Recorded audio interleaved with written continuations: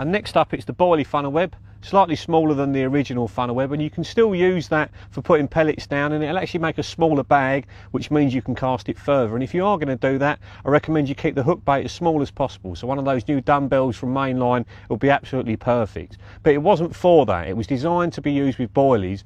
And what I'm going to do now is make a stringer without the PVA string going through the middle. It's actually going to be on the outside, so it doesn't matter how cold the water is, it can still attack the PVA. The baits will burst open and you've got a lovely little spread of bait. So let's do that now. So take it out of the protective tube as always, get that out of the way,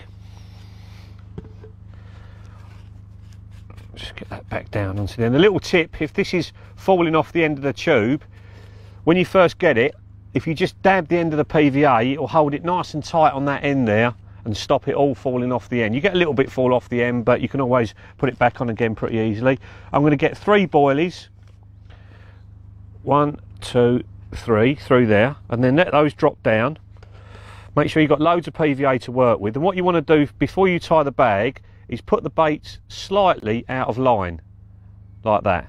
The reason for doing that will become clear in a second. We do our simple overhand knot again, and pull the knot down as tight as you can onto those boilies, and then another overhand knot, and again as close together as possible. That means you waste as little PVA as possible, because that's the beauty of this system, you're not wasting any PVA. Cut between the two. Right, now just straighten those boilies out to put that PVA under more tension, and what's going to happen when I cast that, it's going to go beautifully straight, and when it goes into the water, as the PVA melts, it will contract and it will get tighter and tighter and tighter, and in the end it will burst and it will actually throw the baits apart.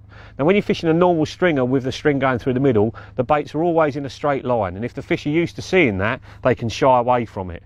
So if your baits spread apart a little bit, it's going to be a random pattern every single time you cast out, so the fish can't associate it with danger. So to attach this to the hook link, I'm not putting another bait on. One of these baits is going to become the hook bait. So I get my little fine gate latch needle that just goes through one of the baits at either end, doesn't matter which end, and then I'm going to bring the hair into play just by hooking that onto the latch, onto that little hook of the gate latch needle. I'm just going to spin that round because I'm right-handed, and then just pull the hair through that bait. So that's now sort of semi-attached, and then to stop it pulling back through, I get my hair stops, a long little strip of hair stops, because I can break it off once it's on, and then I've just pulled that, see there? Just pulled that and stopped that getting off of there, and then that just breaks away. So that's how it will sit on the cast.